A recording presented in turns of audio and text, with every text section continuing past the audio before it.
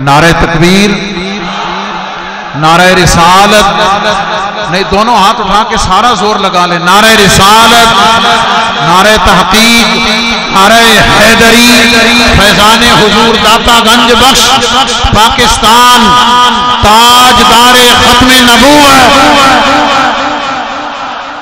नहमदुहु व नुसल्ली व नुसल्लिमु अला रसूलिहिल करीम, अम्मा बाद, आऊज़ु बिल्लाहि मिनश शैतानिर रजीम, बिस्मिल्लाहिर्रहमानिर्रहीम। व इबादुर्रहमानिल्लज़ीना यमशूना अलल अर्दि हौनन व इज़ा ख़ातबहुमुल जाहिलूना क़ालू सलामा, वल्लज़ीना यबीतूना लिरब्बिहिम सुज्जदन व क़यामा। सदक़ल्लाहुल अज़ीम। दुरूद शरीफ पढ़ लीजिए। अस्सलातु वस्सलामु अलैका या सय्यदी या रसूलल्लाह व अला आलिका व अस्हाबिका या हबीबल्लाह। अस्सलातु वस्सलामु अलैका या नबीयल्लाह व अला आलिका व अस्हाबिका या हबीबल्लाह। हम्दो सलात के बाद इंतहाई इज़्ज़त व तकरीम के लायक हज़रात, उलमा, मशाइख, सादात, बुज़ुर्गों, दोस्तों, भाइयों, जैसा कि हज़रत मुफ्ती साहब इरशाद फरमा रहे थे कि यहाँ की हाज़री यकीनन किसी सआदत से कम नहीं है, और ये खुश नसीबी और खुशबख्ती की अलामत है कि हम हज़रत दाता गंज बख्श रहमतुल्लाह अलैह की दहलीज़ पर हाज़िर हैं। अल्लाह तबारक व तआला उनके तुफ़ैल हमारे बंद सीनों को खोल दे, यकीन की दौलत अता फरमा दे, हमारी नीयतों और हमारे इरादों को अल्लाह वुज़ू नसीब कर दे, और अल्लाह ताला पाकीज़ा फ़िक्र और पाकीज़ा तबीयतें हम सब को अता फ़रमाए। अल्लाह ताला ने कुरान मजीद के अंदर अपने बंदों की ये शान बयान की है कि व इबादुर्रहमानिल्लज़ीना यमशूना अलल अर्दि हौना। फरमाया रहमान के बंदे ज़मीन पर आहिस्तगी से चलते हैं। उनके लहजों में, उनके अंदाज में वज़ादारी होती है, वो बड़े पुरवकार होते हैं अल्लाह के बंदे, और जगह जगह उलझते नहीं फिरते, चूँकि सेहत अकीदा ने, अकायद की पुख्तगी ने उन्हें इस तरह का यकीन कामिल दिया हुआ होता है, इतने वो वज़ादार हो चुके होते हैं कि वो जगह जगह उलझते नहीं, बल्कि अगर कोई जाहिल उनसे उलझना भी चाहे, वाहिज़ा ख़ातबहुमुल जाहिलूना क़ालू सलामा, तो वो जाहिलों को सलाम करके गुजर जाते हैं। याद रखिएगा कि अल्लाह के बंदों का ये तरीक़ा होता है कि उनमें बड़ी वज़ादारी होती है, बड़ा ठहराव होता है, बड़ा हुस्न होता है, कमाल की मारिफत होती है। उनकी अपना एक तर्ज़ हयात होता है, कोई उन्हें अच्छा कहे तब भी, और कोई तनकीद की नज़र से देखे तब भी। वो वज़ादार ही इतने होते हैं कि कहीं रुकते नहीं, कहीं ठहराव नहीं आता, बल्कि दाता साहब रहमतुल्लाह अलैह खुद फरमाते हैं कि जो इनमें मलामती ग्रोह है ना, वो तो चाहता है लोग हमारी तारीफ़ ना करें, उनका तो दिल करता है कि हम थोड़ा सा लोगों से बच के चले, हमारी अपनी वज़ादारी कायम रहे। वो तो चाहते हैं कि उठ बुलिया चल उथे वसीए, जिथे वस दे सारे यन्ने, ना कोई साड़ी ज़ात पछाणे ना कोई सानू मन्ने। उनके वजूद से, लबो लहजे से, उठने से कोई छिछोरापन ज़ाहिर नहीं होता। नहायत पुरवकार, नहायत वज़ादार, नहायत शानदार तर्ज़ ज़िंदगी, और बला का हौसला होता है अल्लाह के बंदों में। उनका दिल कितना बड़ा होता है, सुल्तान साहब कहते हैं दिल दरिया समुद्रों डूंगे, कौन दिलां दिया जाने। हजरत कितने को आपका दिल गहरा है, लंबा चौड़ा है, तो फरमाने लगे 14 तबक ही दिले दे अंदर, असा तंबू वांगू ताणे हूँ। और फिर किसी ने पूछ ही लिया कि शेख आखिर जिंदगी गुजारने का कोई तो तरीका होगा। लोग बातें भी करते हैं, तंज भी होता है, हासिदीन भी होते हैं, इफ्तिराक का भी सामना करना पड़ता है, उलझाव भी जिंदगी में आता है, कोई तो तरीका होगा।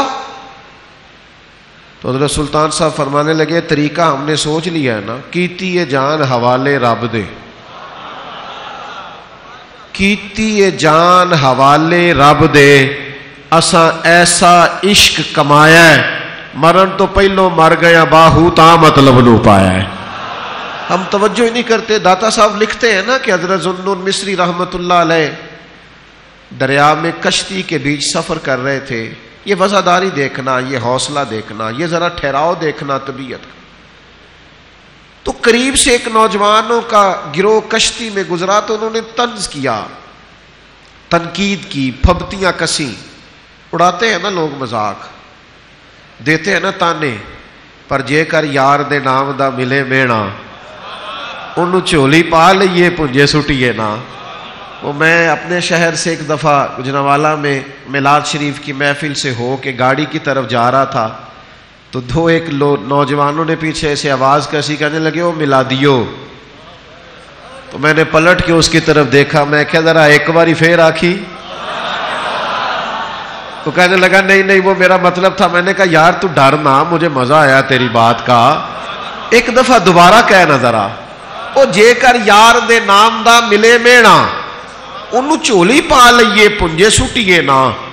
جے کر یار دے نام دی ملے سولی پھر چوٹا چوٹ لئیے پیشا ہٹیے نا.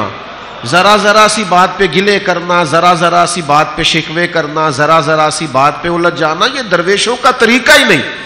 فقر کی چادر اتنی وسیع ہوتی ہے کہ بڑی چیزیں اس کے نیچے چھپ جایا کرتی. حضرت ذوالنون مصری رحمت اللہ علیہ کے قریب سے گزرے نوجوان، پھبتیاں کسی، مذاق اڑایا. تو عقیدت مندوں کو تکلیف تو ہوتی ہے نا، ان کے دلوں پہ چوٹ تو لگتی ہے نا. تو سب اکٹھے ہو کے عرض گزار ہوئے، حضور کبھی اس طرح ہم نے التجا نہیں کی، پر آج تو حد ہو گئی. یہ تمسخر ہمارے شیخ کا، مہربانی فرمائے آج کریں دعا یہ اسی دریا میں غرق ہو جائیں. تو شیخ نے یوں ہاتھ اٹھائے، کہا کر دوں دعا؟ حضور کر دے. فرمایا میں کر دوں دعا؟ حضور کر دے. اللہ کے حضور عرض کرنے لگے، اے اللہ جس طرح یہ جوان آج ہنس رہے ہیں نا، انہیں قیامت میں بھی اسی طرح مسکراتا ہی رکھنا، انہیں مسکراتا رکھنا. ہم تو دشمن کو بھی پاکیزہ سزا دیتے ہیں. ہنستے رکھنا، مسکراتے رکھنا. اتنی جلدی الجھ جانا، اتنی جلدی بے چین ہو جانا، دو چیزیں سہ ہی نہ سکنا، کلیجہ اتنا ہمارا کمزور ہونا کہ بس کسی مخالف نے ایک بات کر دی تو سارا وقت اسی کو جواب دینے میں لگا دیں. ہمیں تو بڑے کام ہیں، اور بھی غم ہے زمانے میں محبت کے سوا. تو اپنی زندگی میں ترجیحات کا تعین کرنا اللہ والوں کی شان ہے. وزادار ہی بڑے ہوتے. شیخ نے ہاتھ اٹھا کے کہا، یا اللہ جس طرح یہاں مسکرا رہے ہیں نا وہاں بھی مسکراتے رہے. کشتی کنارے لگی، شیخ اترے تو وہ جوان بھی اترے. پھر ان کا انداز یہ تھا کہ گردنیں جھکی ہوئی، آہستہ آہستہ قدم اٹھاتے ہوئے حضرت کے قدموں میں بیٹھ کے کہنے لگے معاف نہیں کر دیتے؟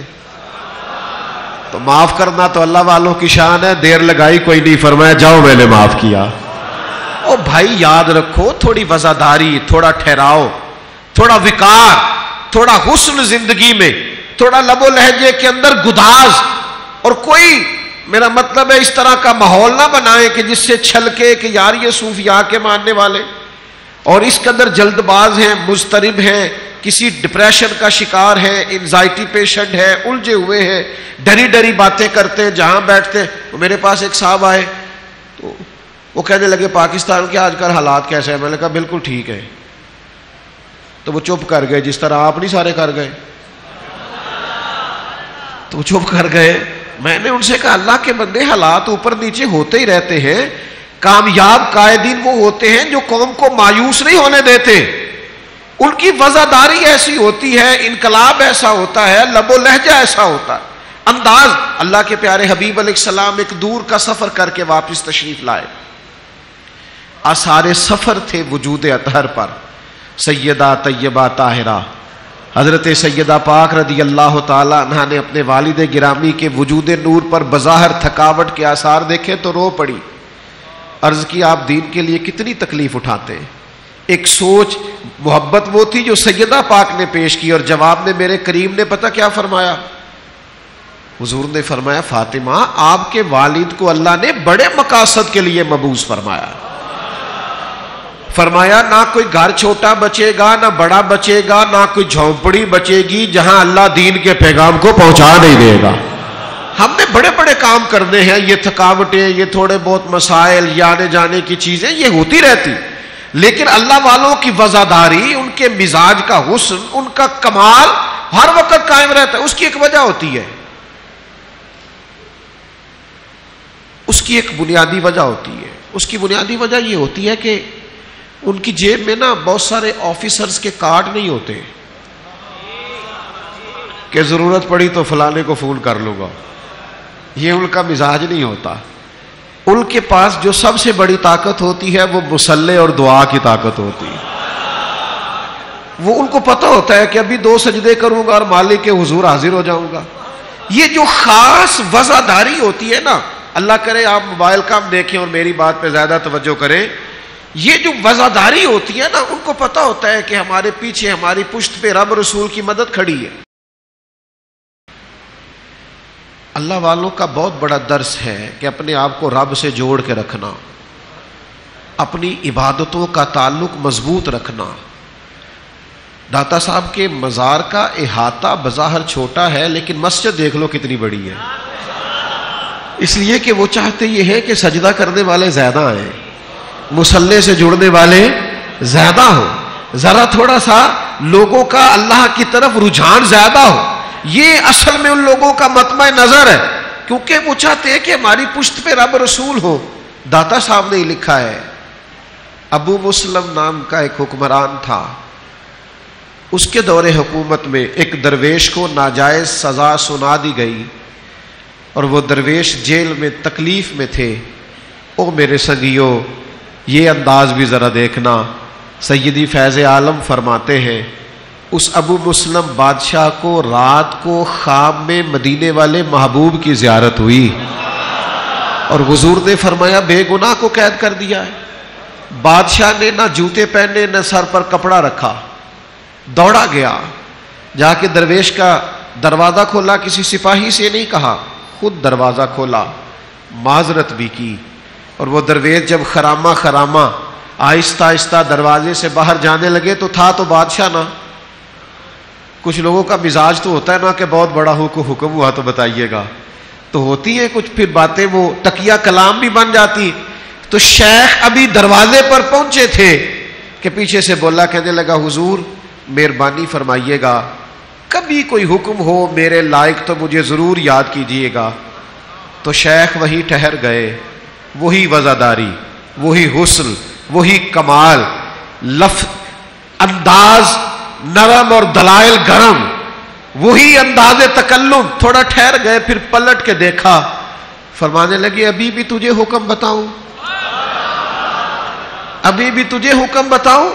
فرمایا میں تو جہاں جیل کی کالی کوٹھڑی میں تھا، وہ جو رات کو سوتے میں تجھے خواب میں ملے ہیں، اور جن کا حکم پا کے پھر نہ تو جوتے پہن سکا اور نہ تو سر پہ کپڑا لے سکا، پھر سے ثبوت نہ منگو میتھوں، سے ثبوت نہ منگو میتھوں، سے ثبوت نہ منگو میتھوں، پلا نظر کرم کد ہوئی، اے میں جانا یا دلبر جانے، اے میں جانا یا دلبر جانے، غیر نہ جانے کوئی، میں مسکین پرانا خادم، کسے در ملی نہ ٹوئی، اے تے واصف یار نے نظر جو کی تھی، واصف ہی ہوئی۔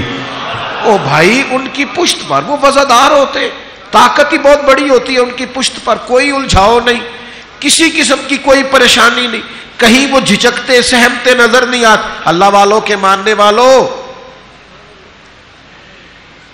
کسی کی 1.5 منٹ کی بات سن کے اتنی جلدی پریشان نہ ہوا کرو، تمہاری تاریخ تو ہزاروں سال پرانی ہے، تمہاری تو اسناد ہی بڑی مضبوط ہے، تم کہاں اتنی جلدی الجھ جاتے ہو؟ تمہاری تو وزاداری کمال کی۔ جن لوگوں پہ لوگوں کو غصہ آتا ہے نا، آپ یقین کریں ہمیں ان پر ترس آتا ہے کہ یار دیکھو بیچارہ اپنی بھی آخرت خراب کر رہا ہے، کس طرح کی بولی بول رہا ہے اور کس زمرے میں اپنے آپ کو کھڑا کر۔ اور ایک اور بات بھی،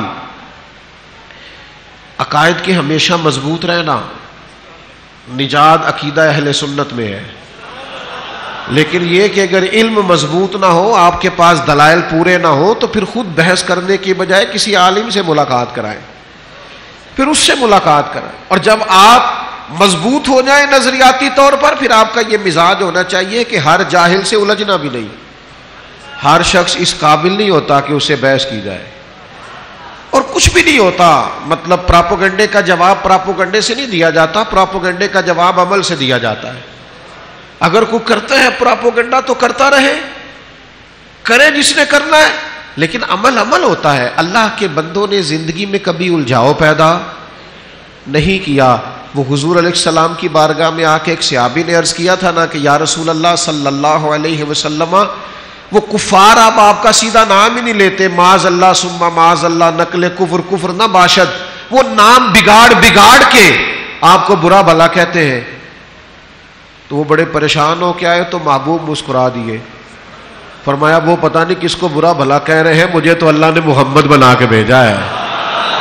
وہ پتہ نہیں کس کی باتیں کر رہے ہیں. او بھائی اتنی جلدی الجھ جانا، ہر ایک سے گفتگو کرنا. کچھ لوگوں سے بحث کر رہے ہوتے ہیں تو کہنے کو دل کرتا ہے یار تیرا سٹیٹس نہیں اس سے بات کرنا، تیرا معیار نہیں، تو اپنا قد کاٹ دیکھ، تو اپنا مقام دیکھ. ایک درویش تھے حضرت فخر جہاں دہلوی، دلی کی جامع مسجد میں جمعے کا خطبہ دے کے سیڑھیاں اتر رہے تھے. شہر پورا عقیدت مند تھا. شیخ سیڑھیاں اتر رہے تھے تو بادشاہ نے سوچا اگر اسی طرح لوگ اس شخص کے پیچھے بھاگتے رہے تو ایک وقت ایسا آئے گا کہ میری حکومت کو کوئی خطرہ نہ ہو جائے. اس نے ایک سازش رچی، ایک طوائف کو تیار کیا. حضرت سیڑھیاں اتر رہے تھے، دائیں بائیں عقیدت مندوں کا ہجوم تھا.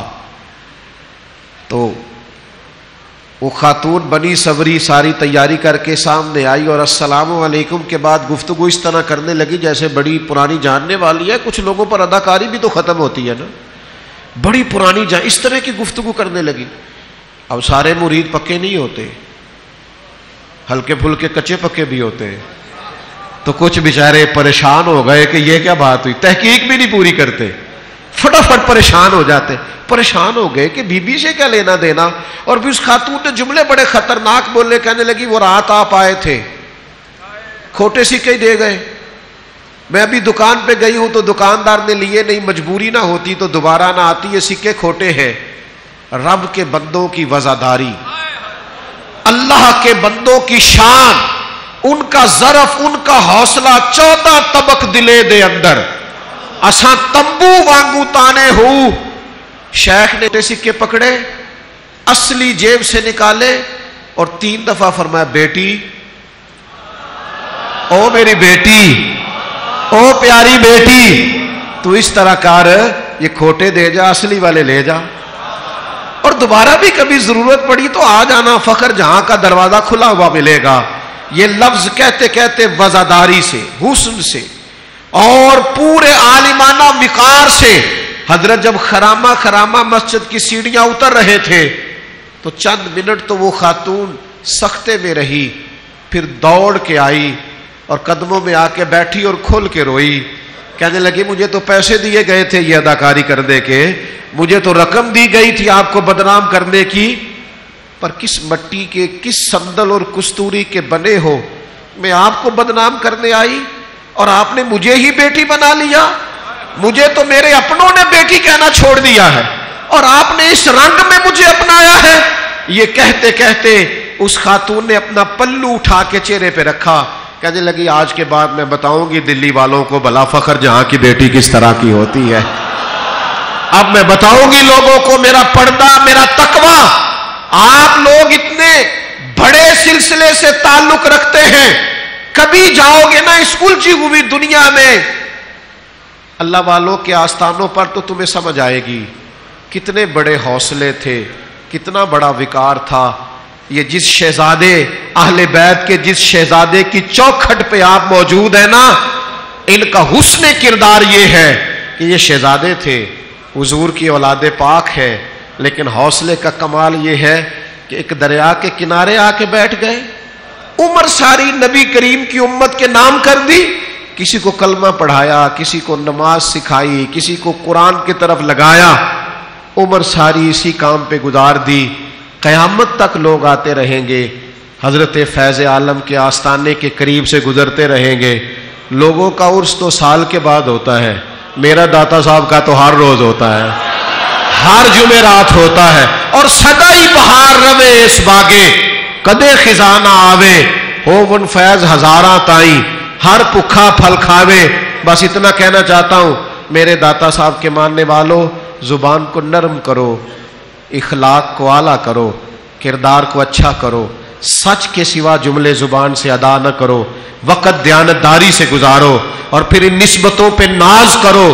بہلتے کس جگہ جی اپنا بہلانے کہاں جاتے، تیری چوکھٹ سے اٹھ کر تیرے دیوانے کہاں جاتے. خدا آباد رکھے سلسلہ یہ تیری نسبت کا، وگرنہ ہم بھری دنیا میں پہچانے کہاں جاتے.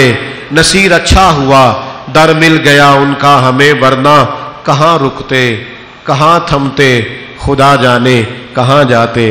آخر دعوا یعنی الحمدللہ.